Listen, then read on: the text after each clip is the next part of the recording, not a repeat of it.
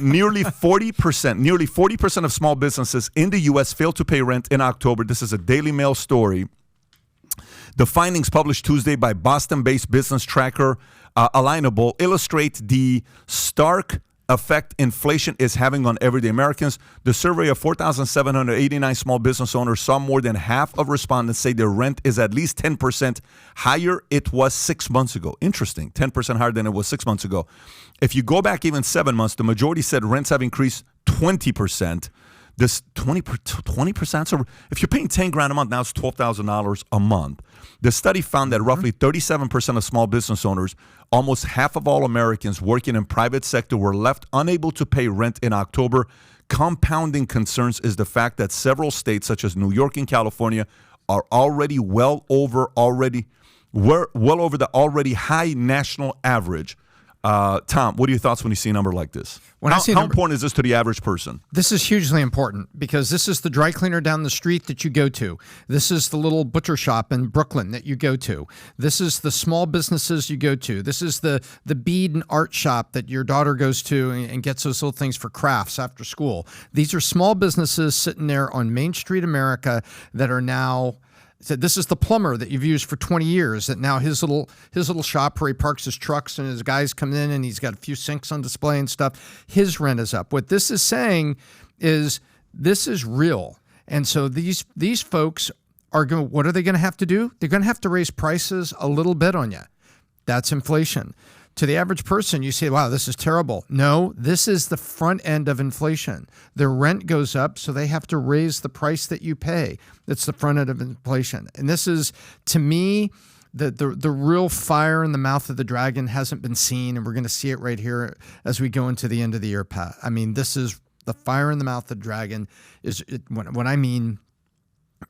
I just can't say it any more clear. Why does the dragon have so much stuff in his mouth? What do you mean, like the fire in the mouth of the dragon? Well, I mean, things are getting hotter.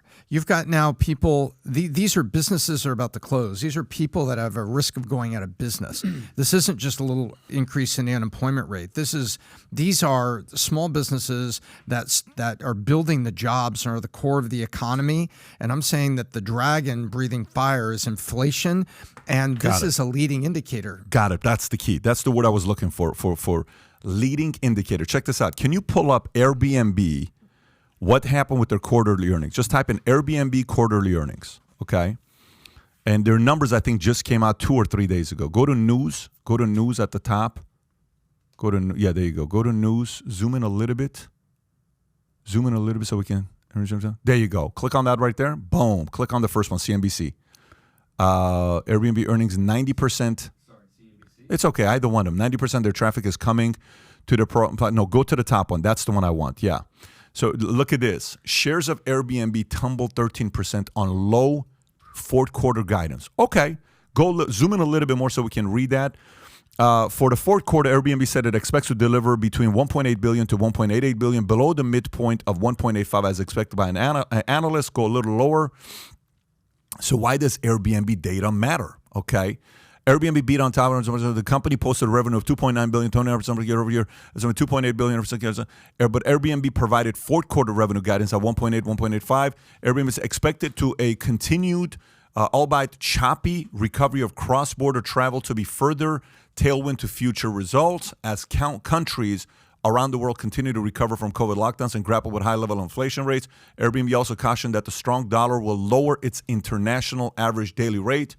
Analysts at Evercore ISI said that this was the key negative in the performance of all in. We have fundamental trend. We're resilient. Okay, so if Airbnb's numbers are 13% lower to tumble, their stock tumbles because they're thinking traffic's not going to be as high.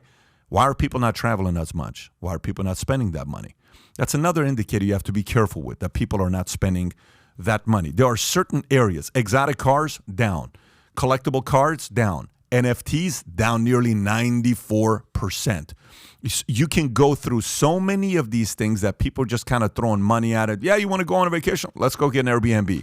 Yeah, you want to go? Let's go buy a collectible card. The same Kobe Bryant card, that's one of two, that sold for $1.7 million 2 years ago, I want to say. Sold for $690,000 2 months ago. Okay? There's only 2 of those cards. It's his best card in the world. Only sold for $690, roughly $700,000. This card got a $1.7 million a year and a half ago in the last 12, 18 months. Same exact card, same, you know how we say VIN number, same exact identification. Everything's the same. Sold for more than 50. Why? Why are people not doing it? I don't know.